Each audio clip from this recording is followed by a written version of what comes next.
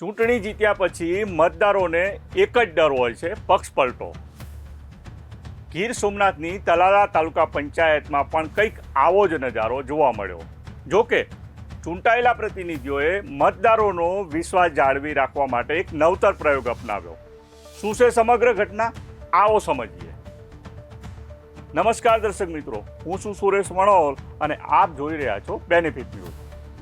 તલાલા તાલુકા પંચાયતના પરિણામો પર નજર કરીએ તો અહીં કોઈ પણ એક પક્ષ પાસે સ્પષ્ટ બહુમતી નથી. ભાજપ પાસે 9, આમ આદમી પાર્ટી પાસે 7 અને કોંગ્રેસ પાસે 2 બેઠકો છે. આવી પરિસ્થિતિમાં હંમેશા જોડતોડની રાજનીતિની આશંકા રહેતી હોય છે. મતદારોને ચિંતા હતી કે તેમના દ્વારા ચૂંટાયેલા પ્રતિનિધિઓ લાલચમાં આવીને પક્ષ તો નહીં બદલે ને. આ અનિશ્ચિતતાની વચ્ચે આમ આદમી પાર્ટીએ એક મહત્વનો નિર્ણય લીધો. આપના તમામ 7 વિજેતા ઉમેદવારોએ સોશિયલ મીડિયાના માધ્યમથી વિડીયો જાહેર કર્યો, જેમાં તેઓએ પોતાના ઈષ્ટદેવના સોગંદ ખાઈને પક્ષ પલટો ન કરવાની ખાતરી આપી. આ રણનીતિ દ્વારા પાર્ટીએ એવો સંદેશ આપવાનો પ્રયાસ કર્યો છે કે તેમના માટે પદ કરતાં નૈતિકતા અને મતદારોનો ભરોસો વધુ મહત્વનો છે. હું જસ્મીન પટેલ આમરસ બેઠક ઉપરથી આમ આદમી પાર્ટીમાંથી વિજેતા થયેલ છું. પાટીદાર સમાજના એક જવાબદાર વ્યક્તિ તરીકે મારા ઈષ્ટની સાક્ષીએ હું વચન આપું છું કે હું પાર્ટી સાથે ગદ્દારી નહીં કરું અને પ્રજાનો વિશ્વાસ નહીં તોડું. તારડાની પરિસ્થિતિથી સૌ લોકો વાકેફ છું, બરાબર. એટલે કોઈ પણ લોકોએ કોઈ પણ વાતમાં કે કોઈ પણ ભ્રમમાં આવવાની જરૂર નથી. અમે બધા એક જ છીએ અને એક જ રહેવાના, આવો હું વિશ્વાસ આપું છું. નમસ્કાર મિત્રો, હું ચિત્રાવળ સ તાલુકા પંચાયત સીટ ઉપર મારા ઘરના એટલે કે ઉષા દિનેશ બાપુ પ્રજાએ સવલત મત આપી અને વિજય બનાવ્યો. તેના પ્રતિનિધિ તરીકે હું આમ આદમી પાર્ટીમાં અત્યારે શું કાયમી રહેવાનું ને પ્રજા સાથે કે અન્ય કોઈ પણ જાતનો હું દગો કરવાનો નથી. જેથી હું ભગવાન શ્રી કૃષ્ણ ઈષ્ટદેવના સોગંદ ખાઈને કહું છું કે ગમે તેવી લાલચ આવે ને આવી છે ઓફર ભારતીય જનતા પાર્ટીમાંથી કે પ્રમુખ તમે, મારે પ્રમુખ બનવું નથી. હું આમ આદમી પાર્ટીનો સૈનિક છું ને સૈનિક રહેવાનું. જય દ્વારકાધીશ, જય સોમનાથ. હું મયુરરામ આ તાલુકા પંચાયતમાંથી હું આમ આદમી પાર્ટીમાંથી વિજય થયો છું અને હું દ્વારકાધીશના કસમ ખાઈ અને હું બાંહેધરી આપું છું કે હું હર હંમેશ આમ આદમી પાર્ટી સાથે ઉભો રહીશ અને લોકોનો વિશ્વાસ જે મારા ઉપર છે એના પર હું ટકીશ.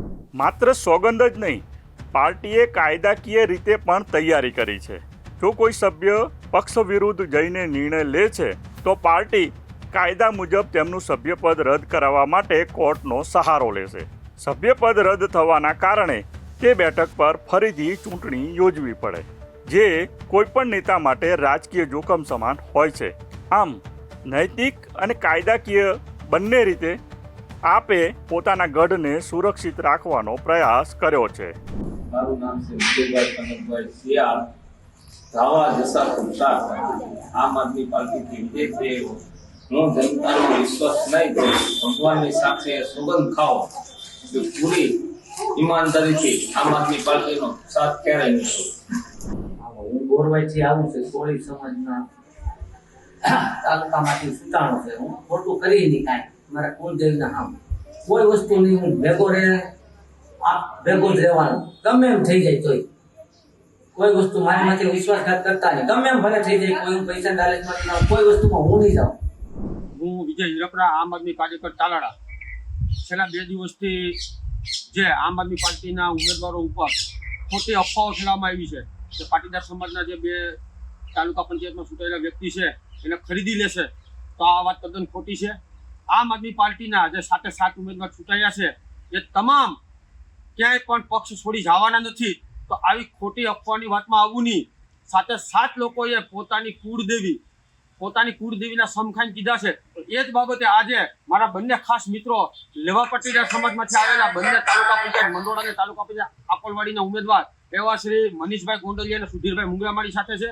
અને આજ ખોડિયારમાંની સાક્ષી એ પણ કસમ ખાઈને કહે છે, માતાજીના સમ ખાઈને કહે છે કે જો અમારામાં પાટીદાર સમાજનું ગૌરવ લોહી વહેતું હોય તો માની સોગંદ ખાઈને અમે વાત કરીએ છીએ કે અમે ક્યાંય જવાના નથી ને જાય તો અમે પાટીદારના દીકરા નથી.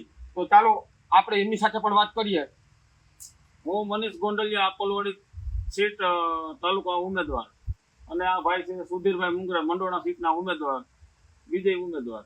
અમે સોગંદ ખાઈ છીએ ખોડિયાર માતાજીના સમ ખાઈ છીએ, અમે પાટીદારના દીકરા છીએ. જો અમે ભાજપ ભેગા થઈને તો અમારી માનું ધાવણ લાદે, બરાબર છે. અને ગમે એટલો પ્રયાસ કરશે, અમે કોઈ દિવસ ભાજપ બાજુ જવાના નથી. આંગરા કપાઈ જાય, ગરા કપાઈ જાય, જી થવું થાય, બાકી અમે કોઈ દી ભાજપ ભેગા ભળવાના જ નથી. આ ચોખ્ખી ને સ્પષ્ટ વાત છે. આમ આદમી આમ આદમી પાર્ટી અરે વફાદાર થઈ અને કાયમી એના માટે અમે વફાદાર રહેવું. જ્યાં જરૂર પડે આમ આદમી પાર્ટીને ત્યાં અમે ખડે પગે ઉભા છીએ. એટલું કહીને હું વિરમું. તાલાલા તાલુકા પંચાયતની ઘટના સાબિત કરે છે કે જો ઈચ્છા શક્તિ હોય તો રાજકારણમાં પણ પારદર્શિકતા લાવી શકાય છે. આમ આદમી પાર્ટીના ઉમેદવારોની સોગંદ વિધિ હાલમાં મતદારોમાં ચર્ચાનો વિષય બની છે. શું આ રણનીતિ ભવિષ્યમાં પક્ષ પલટો રોકી શકશે? તમારું શું માનવું છે? કોમેન્ટ બોક્સમાં ચોક્કસ જણાવશો.